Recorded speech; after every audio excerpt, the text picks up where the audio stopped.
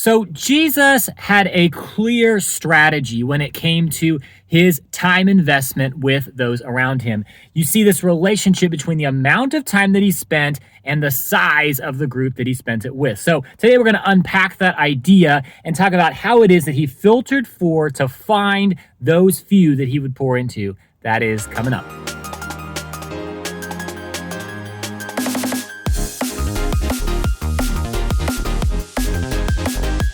Hey, what's up, guys? Welcome back to the Multiplying Disciples channel. My name is Mark, and as always, I want to invite you to subscribe to the channel and hit the bell notification and the like button down below. It helps the algorithm, helps you. Take a moment, just hit subscribe, helps both you and I out. And then also I want to just point out that we're putting more and more the links in description below to other places that we're hosting this content because of increased censorship on YouTube. Okay, so in this recent series, we've been looking at what it takes to be a multiplier and to find multipliers. And I want to return to the model of Jesus and talk today about how it is that Jesus found the few and then the relationship between the amount of time he spent with different sized groups. We see Jesus gathering with different sized groups in Scripture. So if I asked you, I bet you could begin to tell me some different sized groups that come to your mind. We, of course, think of the 12, right? He had 12 disciples. Then he had a faithful few, a few that he poured into, James, John, Peter. He also spent some time with one-on-one sometimes with guys like Nicodemus. So we've got the 1, the 3, the 12, but we've also got larger size groups. Jesus spent some time with 72. We see him sending them out in Luke 10. We see 120 in the book of Acts, in Acts chapter 2. We also see in 1 Corinthians 15 that there's a group the size of 500 that it says that Jesus appeared to after he rose from the dead. And then we even see very large size crowds like we see in John 6, where there is a huge crowd that has gathered thousands of people. In fact, we see a couple of times where Jesus gathers with 4,000 people and 5,000 people. So we see Jesus spending time with all of these different sized groups, right? Well, there's also a relationship that we see between the size of the group and the amount of time that he spends. And we see Jesus, the larger the group, the less time he's spending. And as it moves down, the smaller the group, the more time he is spending with them. So I want to invite you to draw this out and take a moment to grab a piece of paper and train this back so that you can begin to understand this inverse relationship in the model of Jesus between the size of the crowd and the amount of time. So take a moment and do that. Okay, so we see an inflection point happening here, and in the way that I drew mine, this happens right about the 500. We see that above this number in the ministry of Jesus, Jesus is sharing with the crowds, and he's spending a little bit of time with them, but he's also challenging them in a very strong way, and they're leaving and they're walking away. But there comes a point in his ministry where there's at least a few that are sticking around, such that there's 500, it says in 1 Corinthians 15, that he appears to when he was raised from the dead. So there's an inflection point here, and something is that filter that he's using to find all of those that he's pouring deeply into and become his movement leaders. Now, I want to introduce another tool to you in this video, and that's called the Invitation Challenge tool. If you haven't heard of this before, it's a tool developed by 3DM Ministries over in the UK, and it's about talking about the relationship between relationship, invitation, and challenge. Jesus was a master at inviting and also challenging. All of his discipleship relationships, in fact, all of his relationships in life, he extended both high invitation and high challenge. So some examples. So Jesus is constantly inviting some people in close in a relational way. So that one's obvious. But then we also see Jesus in other ways connecting with people. So we see him extending the grace and goodness of God through divine displays of God's power. Healing is on display. Miracles happen. These are high invitation activities that Jesus is doing to connect his disciples with God the Father. Jesus is also asking questions a lot. He's asking people questions that's drawing them in, and as they're getting that place of trust with Jesus, they're beginning this dialogue in relationship. So Jesus was high on invitation. And we know, without even really having to dig into it too deeply, Jesus was pretty high on challenge. Think of the Sermon on the Mount. Think of Jesus saying things like he said to the rich young ruler, to sell all that he had and to follow Jesus.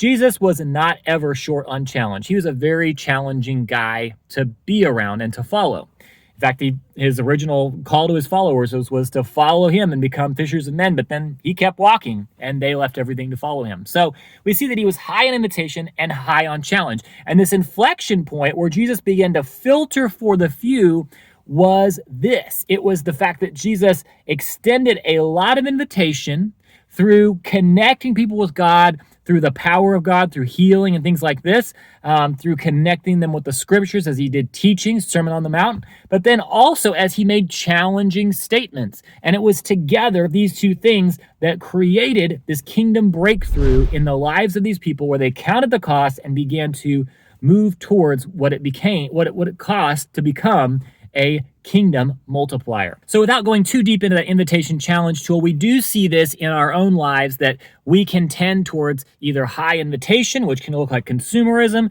or high challenge without any invitation, and that ultimately is the path towards burnout and religion. And we need both high invitation and high challenge to thrive and grow as disciple makers and leaders. So this is what Jesus did with his disciples. He was high on invitation, high on challenge. And one of the tools that we have in our tool belt that I've been sharing about with you recently is called the 3/3. And the 3/3 has built into it these components that are so critical and key to filtering for disciples. We have hard sayings. So Jesus was big on sharing hard sayings. He would constantly share and put his finger on exactly what that person needed to hear in order to count the cost to follow him and say, how is that going in your life? So we see examples like John 4, the one at the well. He's putting his finger right on this issue of relational brokenness and calling her to respond to that. We see, as I talked about with the crowds, where they're asking for manna. In fact, they experience this multiplication of food with Jesus, and they come back for more. And Jesus says, you're looking for the bread that will perish. Look for the bread that doesn't perish. And then he calls them to eat his flesh and drink his blood. Very challenging thing to call them to. And so Jesus was not low on challenge.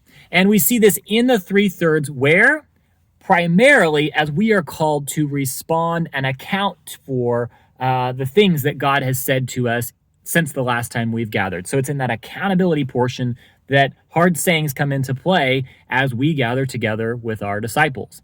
Okay, so there is also this place of a call to lordship. Jesus constantly called his disciples to turn from another way of life and to follow him with everything. So if there was an issue in their life, then he wanted it. And it wasn't just one time, again and again and again. We have to look no farther than Peter to see that Jesus called his disciples to lordship and the submission of everything in their life to him over and over again. So one prominent example is that of the rich young ruler, where it's wealth, it's riches, it's earthly things that are the major barrier to this guy following Jesus. Jesus puts his finger on it, the guy can't respond. So there's a constant call to lordship. One other way that Jesus challenges to filter for his disciple-making leaders, his multipliers, is that of parables. So it says in Mark chapter 4 that his disciples come to him after he shares this parable of the soils. The seed falls on different soils, and they come to him and they say, Jesus, what was that all about? And so then he unpacks the reason why they don't understand. He says, to the crowds, this has been hidden, but to you has been given the secrets of the kingdom. And then he goes on in that same section to begin to talk about the fact that to those who have, more will be given, and to those who don't have, even what they have will be taken away. And so there's this critical key to the fact that understanding does not precede taking action. In fact, the reality is it's the opposite of that. It's when we do something with what we've been given, then the understanding comes. And so parables exist as a part of the filtering process for multiplying disciples. And as we dig into the teaching of God, the question is going to be for your disciples, as you're going to begin to find that you're going to ask them, are you willing to respond to this before you fully understand how this has worked out in your life? And the disciples that are, they're going to continue on with you. And those that are not, they may not be ready yet, or they may need to sit and incubate for a while longer before they're ready and they're there. So we see in the life of Jesus that Jesus was high on invitation, high on challenge, and it's through these two pieces that he filtered through the crowds to find the faithful few to pour deeply into so that they would be both connected to the Father, but then also having fully counted the cost and fully submitted to his lordship in their life. Anything short of both of those things, you're going to have the religious that are going to burn out, or those that are just in consumerism mode. They're here to get the bread, they're here to get the goodies, but they're not here to actually follow Jesus on his terms. So I think that's it for today. And I just want to encourage you as you are sharing. Part of this is this: we've got to widen the top of this funnel and share with a lot of people. And we've got to do it through high invitation and high challenge and not back off of either one in order to find those faithful few. So I hope that's encouraging to you, and I would just encourage you to keep getting after this, keep going, because the multipliers are out there. God is preparing those harvesters, those few, for his kingdom, and he's going to lead you to them. So that's it for today. I bless you guys, and I'll see you guys next time.